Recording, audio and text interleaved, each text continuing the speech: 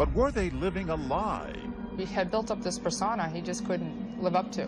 She thought he was taking care of her, and he was doing just the opposite. Love turns to murder, and soulmates become prime suspects. I am truly in the presence of an evil person. Deadly deceptions. Welcome to 2020 on ID. I'm John Quinones. By the time most couples are standing at the altar saying I do, they know each other pretty well. But there are some people that you can't really know at all. Their true selves are hidden. And the women who love and live with them may not find out who they are until it's too late. Julie Cowan thought she married a great guy. He was smart, charismatic, bound for success. But as Jim Avila first reported in 2008, this husband's life was a lie that would end in murder.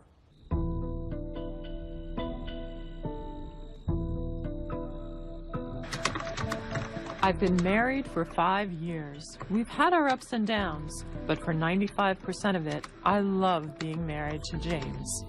These are notes from Julie, the life of a farm girl, unfolding in messages to friends, her dreams of motherhood. I think, well, the plan is to start trying in the fall. James is completely okay with it. Actually, I think he's ready. Of making the academic big time. Hey ladies, I just wanted to share my exciting news. My husband James has been accepted to Harvard Business School. Then emails suddenly filled with fear when Julie began suffering mysterious symptoms. I had garbled speech and unable to move my legs and arms and hands. At least I have my MRI done last night, so hopefully I will know more in a week what's going on. 1 week later, 31-year-old Julie Cowan was dead. But how and why? Turns out that buried in those emails to friends about her wonderful life was a clue to her death, a clue that would go undiscovered for a very long time. Julie Cowan's life story began as a love story on this peaceful Baptist college campus in Missouri, where she met a copper-headed charmer named James Cowan. Layla Wilmore was one of Julie's best friends. She was sending me letters, calling me and telling me, hey, I met this guy, and oh, you know, I don't know what's happening, but I think I'm falling for him. Julie's parents, Nancy and Jack Oldag, were impressed with James too. I thought he was a very nice, intelligent, witty, fine young fella. Extremely good people skills. I was just amazed, you know, that men 19, 20 years old could be as comfortable talking to strangers as he was. Soon, Julie and James married, settling down in Kansas City. I wish sometimes I could clone my husband for some of my girlfriends that are in bad relationships. He is the light of my life. Julie became a nurse, but James never graduated. Instead, he got a job in radio, eventually becoming a popular local personality known by the initials JP. I felt happy and I felt complete and I felt as whole as I could be. He was an ambitious up-and-comer with a sense of style, say colleagues like Tony Messenger and Ellen Schenk. You know, JP liked the trappings of success. I mean, he had the Rolex and the three-piece suit. I saw him driving a Jaguar. He was a bigger-than-life sort of character. He was sort of, you know, the one you expected to watch and end up at the networks. Although both worked hard, James branching out from radio to a job in marketing at a company called The Learning Exchange, Julie worried about James's big spending ways. I think every 2 years he got a different car. And that was an issue with their marriage. Julie didn't think that was necessary for him to drive these fancy, expensive cars. He looked on it as a status symbol, and Julie didn't. Money is always an issue. He married Miss Farm Girl, who came from working her ass off for very little. James works hard, but he dreams hard. Then, in 2004, it seemed all James's dreaming was paying off. Despite not graduating college, James announced he'd managed to get into the ultra-prestigious Harvard Business School. Mr. Cowan, the letter read, I would like to congratulate you on your acceptance to the MBA program. We look forward to seeing you in the yard this fall. Julie had strong Midwest roots, and moving across country back east meant leaving her close family and her friends behind. but she was willing to make that sacrifice for James. So the couple moved to Waltham, Massachusetts, and rented this house on School Street. James had worked out a deal to keep his job at the Learning Exchange while going to Harvard. Julie kept saying over and over, aren't we so lucky that we all married so well? And all was well until 8 months after the couple's move to Massachusetts. The Cowans' world turns upside down. She woke up in the middle of the night and her motor skills were all out of whack and Slurred speech. yeah, and that she couldn't talk right. And she said she woke James up and told her, you need to take me to the hospital. She was in the hospital for 3 days. After a battery of tests, disturbing news. Julie had a chronic kidney disease, and sometime in the future, she'd need dialysis. But even that could not explain the severity of Julie's symptoms. I'm still in the crisis shock stage. They have not totally ruled out cancer, so I pray that isn't what's going on. I'm sure my illness is scaring James more than he'll let on. I hate seeing the worry on his face. All I can do is wait and think positively. Julie. Then, just 2 weeks later, Labor Day weekend, James drives Julie back to the emergency room. By the time she sees a doctor, she cannot walk or talk. Back in Missouri, the Oldags get a call from James. He said Julie had another attack and that she was in the hospital again. And how was his demeanor this time? He didn't seem very alarmed. A short time later, Julie slips into a coma. Still stumped, doctors now began to suspect a more sinister explanation and test her blood for a toxin called ethylene glycol, commonly found in antifreeze. In high doses, it can cause the exact symptoms Julie Cowan is now suffering. The test comes back positive. By now, the Oldags have arrived at the hospital. They told us that they were 100% sure she had ethylene glycol in her system. And could you figure any reason why that would be in her system? And that's what set my head spinning. How could this have happened? But though ethylene glycol poisoning is treatable, it was too late for Julie. We realized that we were going to have to take her off in the life support, and there was no hope. Faced with Julie's imminent death, the Oldags make a painful decision to take a trip to the Waltham police station without telling James. And we said, we're just going for a drive. So you weren't telling him you were going to the police? No, absolutely not. In fact, you kind of hid that from him. Yeah, absolutely. Mr. Oldag said, I don't understand how this can happen. James and Julie were the only two in the house that day, and I know she didn't do it. Police are about to discover Julie's husband had a secret life. Stay with us.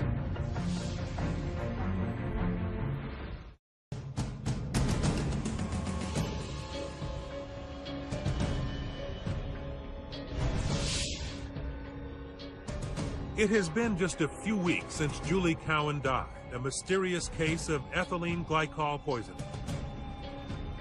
Waltham police suspect antifreeze and are deep into their investigation when they get a surprising call from Cowan's landlord. The husband has vanished. Detective John Bailey pays a visit to the home. He had abandoned everything. Big screen TV, brand new furniture, thousands and thousands of dollars worth of property. It was bizarre. James Cowan had headed back to his hometown, Jefferson City, Missouri, and a new job as the host of a radio talk show at KLIK. News Talk 1240, KLIK. My wife Julie passed away in September. I came back to Jefferson City. I just decided this is the place where I'm supposed to be. Good to have you back, buddy. Thank you, sir. Party line, 9 o'clock. Around town, James had been telling people two stories about Julie's death. Some that she died of a tragic illness, others that she committed suicide. Either way, James seemed ready to start a new life.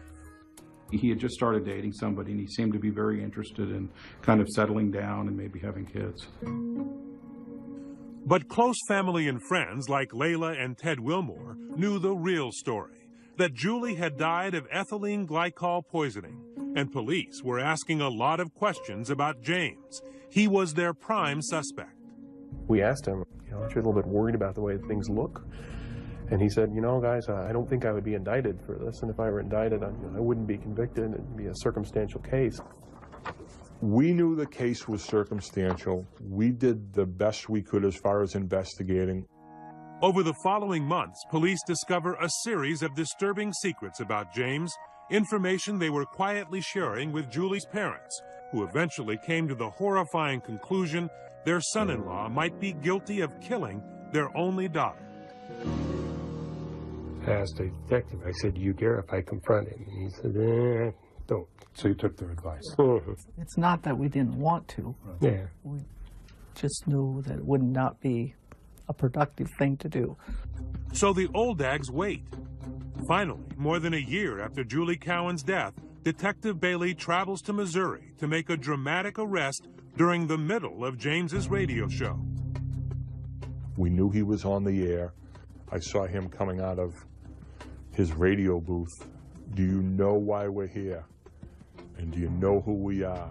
And James said, I know. What did you think when you heard James had been arrested? I was very, very happy that they finally decided they had enough evidence to bring him to court. Cowan is accused of slowly and methodically poisoning his wife to death behind the closed doors of their supposedly happy home. The charge is first-degree murder, the motive yet to be explained. Guilty or not guilty? Not guilty. On one side of the courtroom, Julie's parents. On the other, James's mother, Betty. In the defendant's chair, James sits by calmly as his attorney points out the weaknesses in the prosecution's case. There are no eyewitnesses here. There is no physical evidence. There is no confession or admission by James Cowan. He kind of sat there with a halfway grin on his face, thinking that he was probably going to get away with this. With no direct evidence, prosecutors attacked James's credibility, starting with his supposed acceptance letter to Harvard Business School. It had looked convincing to Cowan's former boss. I would like to congratulate you on your acceptance to the Harvard Business School MBA program. And it is signed by Britt K. Dewey. Yes, I'm Britt K. Dewey. That is not my signature. The letter was a fake. Turns out, all the time Cowan was supposed to be going to Harvard and working, he was doing neither. I fired JP. Fired after his boss found out about another Cowan deception. He had been stealing money from the company and apparently forged yet another signature on a contract to cover his tracks. It is not my signature. Faced with the prospect of having to tell his wife that he was now accused of fraud, that his job was lost, and that whole story about the Harvard Business School was a big lie, prosecutors say James Cowan was desperate, his house of cards collapsing. Prosecutors say money was the motive. The Cowans were broke, and James hoped to cash in on his wife's $250,000 life insurance policy by killing her. In mid-August, just before Julie became ill, investigators testified someone using James Cowan's computer Googled these terms: homemade poisons, ricin, chloroform poisoning, buy arsenic in Boston, and antifreeze human death. Antifreeze, which commonly contains ethylene glycol, the poison that killed Julie Cowan. When they showed the number of times he searched on how to poison someone, I think, how many times did he sit down in front of his computer and decide, I'm going to kill my wife? At any one of those times, he could have thought, well, maybe I shouldn't do this. Maybe this is wrong. But he didn't. He just kept searching and searching. Prosecutors say James probably learned online how to mask the sweet taste of antifreeze by mixing it with Gatorade, which is nearly the same color and just as sweet. That's antifreeze on the right and Gatorade on the left. Toxicologist Alphonse Poklis, who specializes in poisoning cases, has actually taste tested the toxic mixture. I took drinks of it. I didn't swallow them, but I took drinks and I swashed it around in my mouth. Ethylene glycol just tasted like Gatorade. This is not the only time someone has been accused of poisoning a spouse with antifreeze.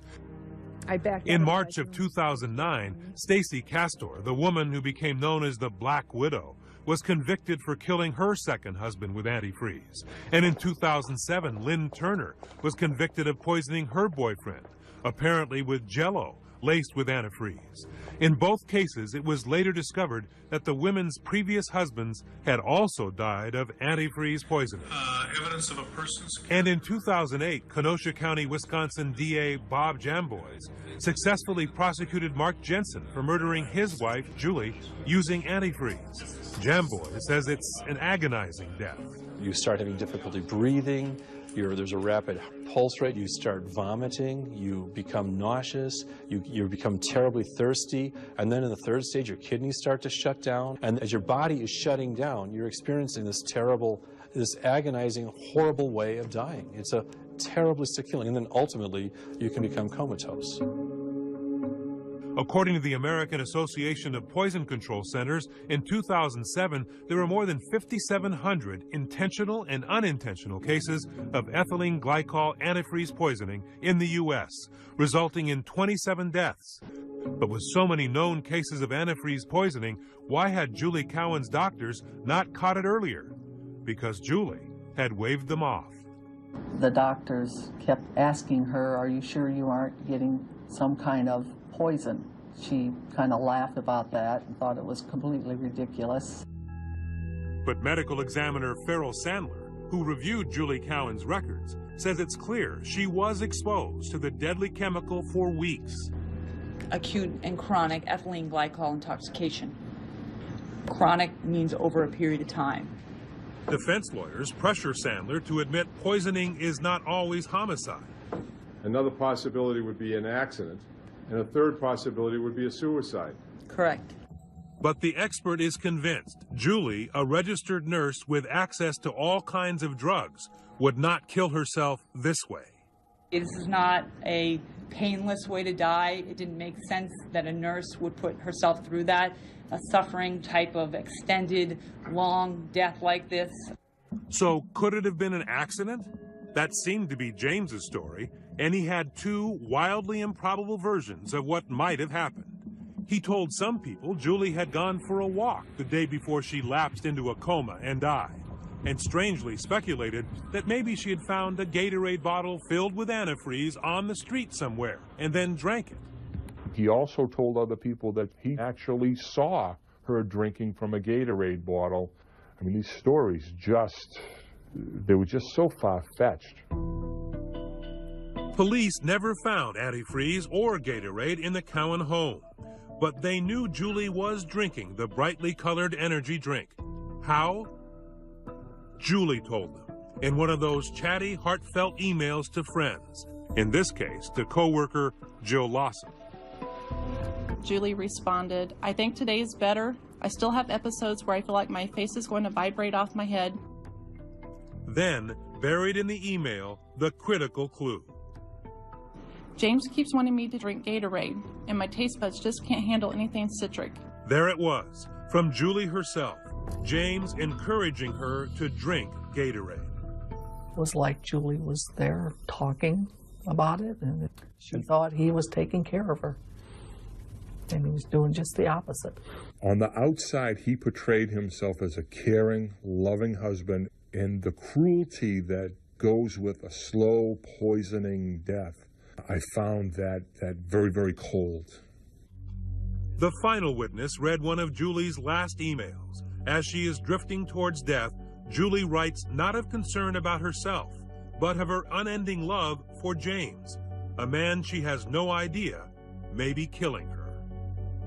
My husband is a wonderful person, going on 8 years of marriage in September. He is going to school at Harvard and working full-time, so his plate is pretty full.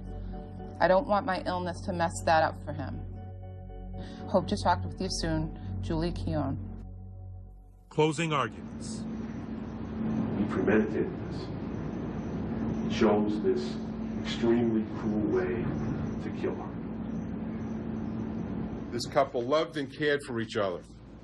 Julie herself said as much in her emails. James Cowan is not guilty.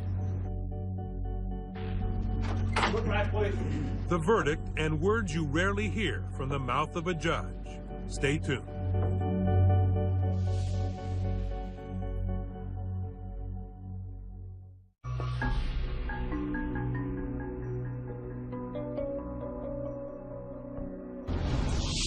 Jefferson City's news station. The fate of former Jefferson City radio host James Cowan in the hands of a jury today. The local stations are all abuzz. The man everyone thought was a great guy had turned out to be a con man. James Cowan had lied about going to Harvard, been fired for stealing, was broke and sliding deeper into debt. Instead of simply confessing to his wife, prosecutors say he killed her in the most painful of fashions to collect on her life insurance. In the courtroom, James's mother and Julie's parents wait for a verdict. It doesn't take long. Less than 2 days for the jury to decide. What say you? Is the defendant guilty or not guilty? Guilty. First degree murder with deliberate premeditation. James's mother, Betty, his only courtroom supporter, sits alone, listening as the judge says there will be no delay. All right, you may proceed. She will sentence Cowan that very day, first giving Julie's parents a chance to finally confront their son-in-law. In my mind, James is no longer a person. He is just a mass of flesh and bone taking up space on this earth. A real person would never have done such an evil thing. Thank you. And then a surprise, something judges rarely do. Along with the sentence, Sandra Hamlin looks down from the bench and personally lets James have it. The way in which this defendant secretly and methodically planned and carried out the poisoning of his wife and allowed her to suffer so horribly and die such a slow and painful death makes this court feel that I am truly in the presence of an evil person. The defendant would please rise. The sentence of James Cowan, life in prison. The sentencing may have brought a feeling of justice to Julie's parents, but now they want to change to antifreeze so others don't suffer the same fate. I just don't understand why it has to have such a sweet taste, to the extent that it can be mixed in with sweet drinks and not know, and it can be put in there and people don't know that it's there. I think it's a very dangerous substance out there that needs to be fixed. A number of states have enacted legislation requiring the addition of a substance to antifreeze that makes it taste bitter.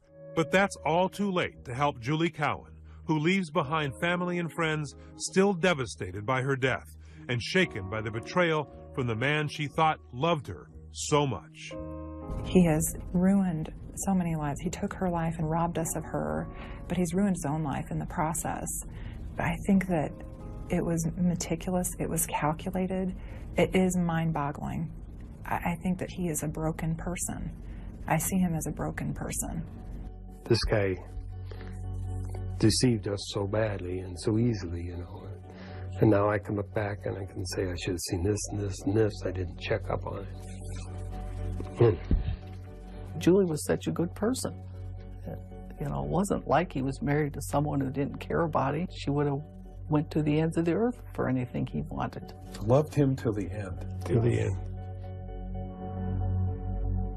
As of 2013, James Cowan has appealed his conviction unsuccessfully, but is continuing to appeal.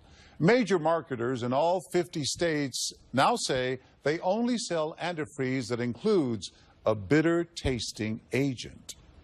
When we come back, a wife and her child found shot to death. The baby was shot through the chest. The bullet went right through her and went into her mother. And a husband on the run. What secrets was he hiding? Stay with us.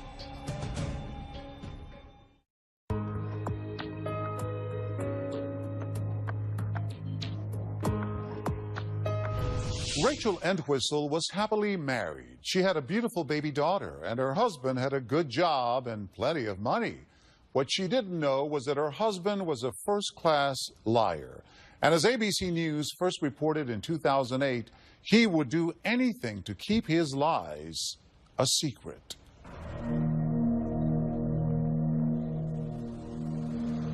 On a cold Friday in Massachusetts, a white SUV cruises around the historic suburb of Hopkinton before making the 30-mile journey to Boston Logan Airport. The driver, alone but happily married with a beautiful baby daughter, is British-born 27-year-old Neil Entwistle.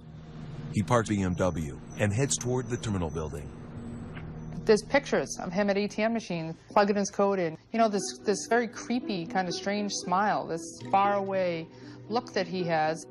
He doesn't seem to have enough cash in his bank account. He's going from ATM to ATM to try to get some money. He's very calm. Third time around, he gets lucky, accessing a line of credit. Entwistle buys a ticket to London's Heathrow Airport. For the first time, he's traveling back to the UK without his American family. He didn't make a single phone call to anyone. The flight departs the following morning, so he returns to the BMW and spends the night in the parking lot.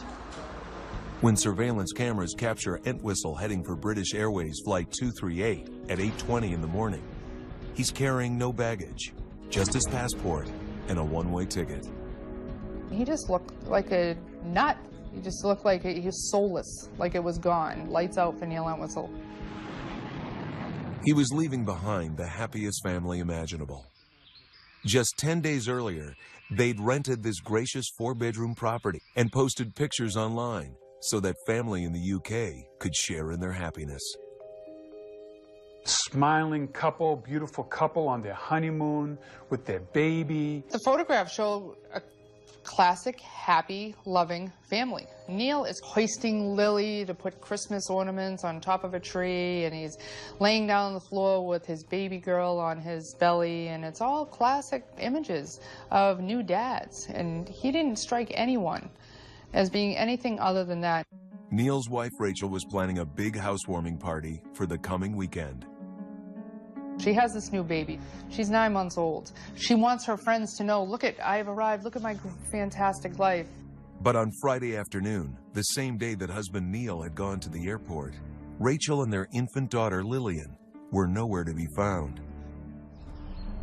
When repeated calls went unanswered, Rachel's mother Priscilla knocked on the door and heard only the dog barking inside.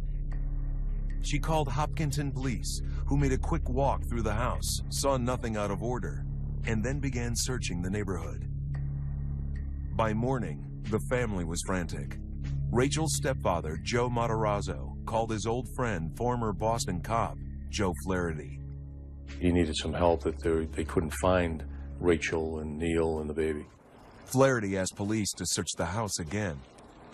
This time, an overwhelming stench led them straight to the master bedroom. Hidden beneath the stillness of an unmade bed lay Rachel Entwistle and daughter Lillian. They'd been shot dead at point-blank range. The baby was shot through the chest. The bullet went right through her, went out her back, and went into her mother. The medical examiner testified that her kidney was macerated, and that means it was just liquefied. And then the mother was shot a second time. She was shot in the brain. The bullets broke into 2 fragments, and they both lodged in her frontal lobes. Why would anyone want to commit such a horrific double murder and devastate the newfound joy of this loving mother and child? Police immediately set about trying to contact the only surviving member of the family.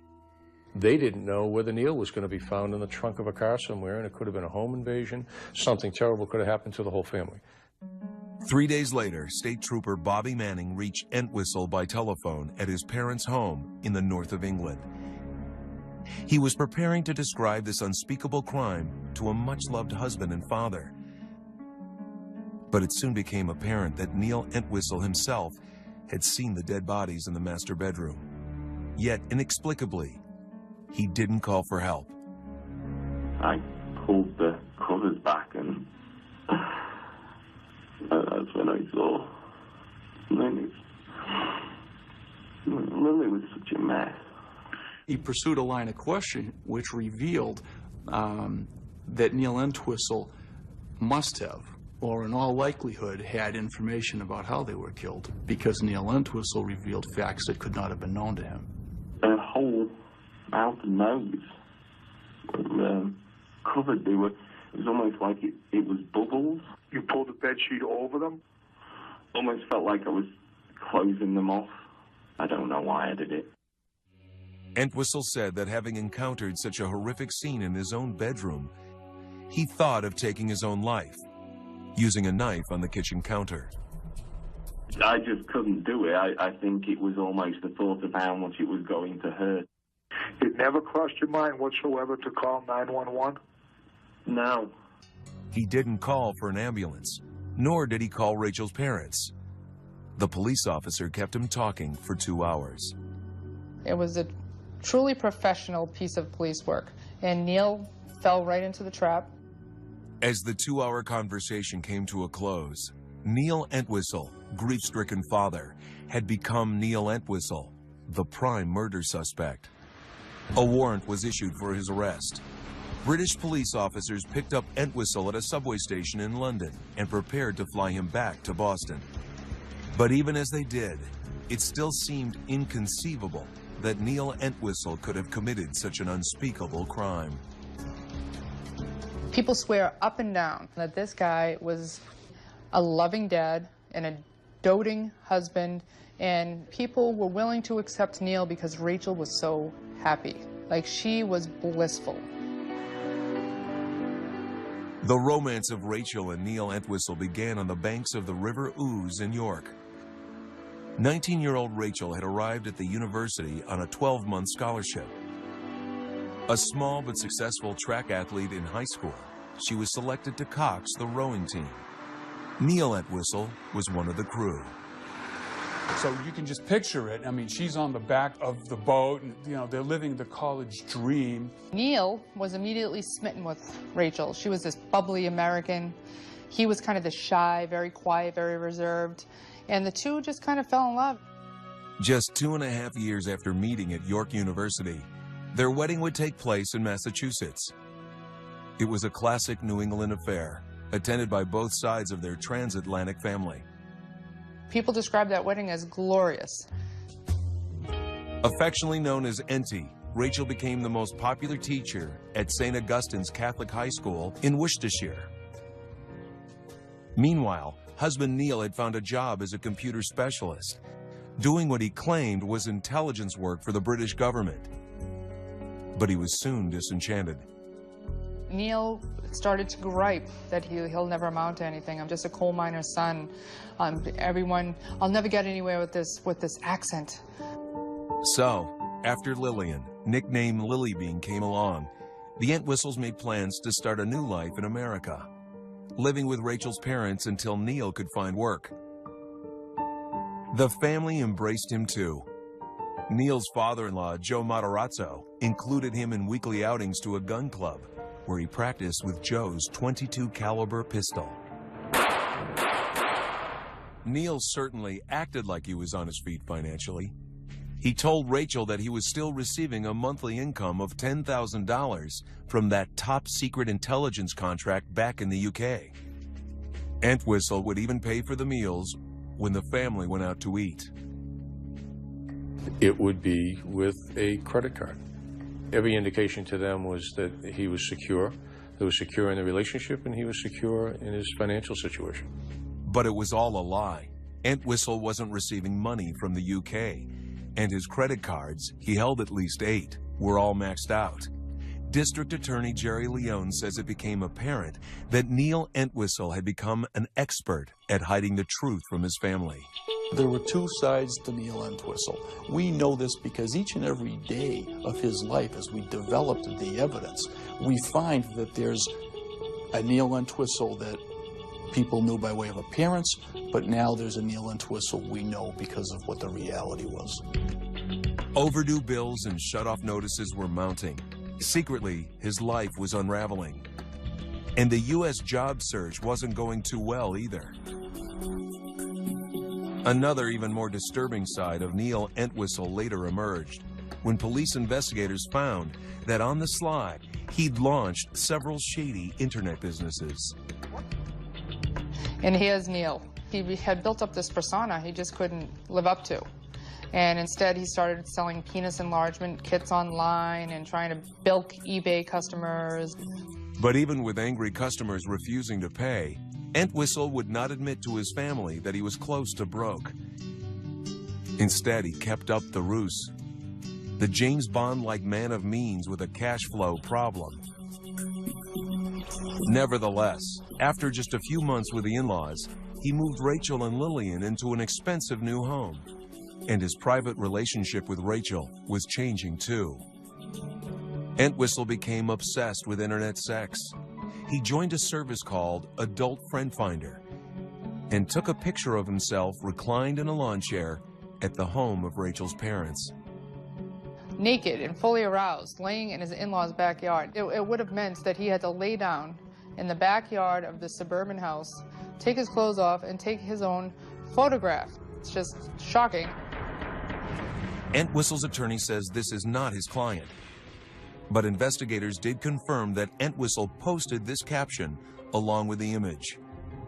I am looking for one-on-one discreet relationships with American ladies. The location of information on his computer which revealed that he was unhappy with his sex life, that in his words he was looking for more fun in the bedroom, that just helped us develop his state of mind. But it was also critical to a central theme in this case, which is appearance versus reality. The Neil Entwistle that he wanted people to believe he was, which was this loving, doting father, versus he's a murderer. When the case went to trial, the prosecution painted a portrait of Neil Entwistle that was unrecognizable to anyone who knew him. Not the suave, successful intelligence contractor, but a cold, heartless killer who didn't even bother returning for his wife and daughter's funeral. But Entwistle was nothing if not determined, and his attorney would mount an audacious defense. But would it prove successful? When we return.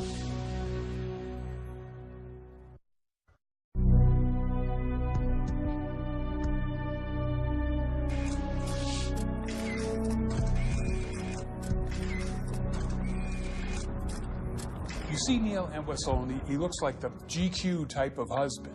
He said he was going to the gun club. He's tall and slim. His hair is always perfect. You know, he's always in control. Watching Neil in court, I almost believe that he thinks that he was the man he portrayed to the outside world. He was pleasant, he was calm, polite. Like, there's something about Neil, he has shut himself down from reality completely. At that point, we knew that the victims were under the comforter. Here's a guy whose entire ego was based on this false identity. It looked consistent with a gunshot. And when Rachel started to note the little flaws in his story, that's when he snapped. What result did you get on those 2 blood tests? They were both positive. What you can't tell is how they got there. Through 12 days and 45 witnesses, Neil Entwistle displayed emotion just once, when pictures of his murdered wife and infant daughter were displayed to the jury. Apart from that, he was inscrutable. The husband, father, and brilliant mathematician would be described as a calculating killer. Ladies and gentlemen, I suggest to you, Rachel and Lillian are lying in that bed. He walks up to that bedroom and he kills them. He shoots Rachel. He shoots Lillian. The crying and screaming coming out of Lillian, I suggest he could not handle and tolerate. He closes them out, is the word that he said. I'm closing them off. He closed them off when he covered them with that blanket. The prosecutor pointed out that Entwistle had been lying about his future and his finances. Soon, all his lies would be exposed. He took a gun from the in-laws' house, a gun that he was taught to use by his father-in-law, and murdered his baby daughter and then his wife. He went home to England and didn't even bother returning for the funeral. Neil Entwistle was closing off life as he knew it in the United States, and he was returning to life as he wanted it to be in the UK. Entwistle did not take the stand. Defense attorney Elliot Weinstein called no witnesses. Looking at what a trial is about, looking at where the burdens of proof lie, looking at the evidence that we had, we believe that failures of proof left fair and reasonable doubt, such that we didn't have to take on the responsibility of calling witnesses. In his final summation, Weinstein presented a scenario that seemed to come out of nowhere. He suggested this wasn't homicide, but suicide. The crime scene investigators only considered this a murder. They were not open to the possibility of suicide, and thus they failed to collect gunshot residue stubs from Rachel's wrists, from around her hands. He argued that Neil came home to find the bodies, and then, to save Rachel from the stigma of suicide, took the gun back to her parents' home. The prosecutor had its theory, and we had an alternative view of the evidence.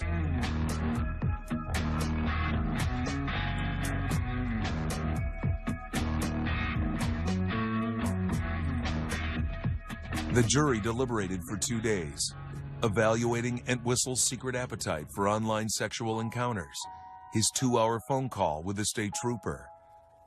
They even tested the claim that Rachel took her own life. There is a woman in the jury who is roughly Rachel Entwistle's size. So we had her actually hold the gun to her head.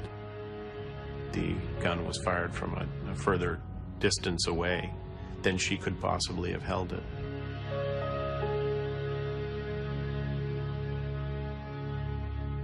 What say you foreperson? Is the defendant guilty or not guilty? Guilty of murder in the first degree of Rachel Entwistle. Guilty of murder in the first degree of Lillian Entwistle. How do you think he'll break in jail? Nevertheless, Entwistle's parents maintained his innocence. And we are devastated to learn that the evidence points to Rachel. We will continue to fight for our innocent son with the hope that one day justice will prevail. We are not making any further statements at this time and ask that you refer any... Before the sentencing, Rachel's family, who've never spoken to the media, addressed the court. Our dreams as a parent and grandparent have been shattered by the shameful, selfish act of one person, Neil Entwistle.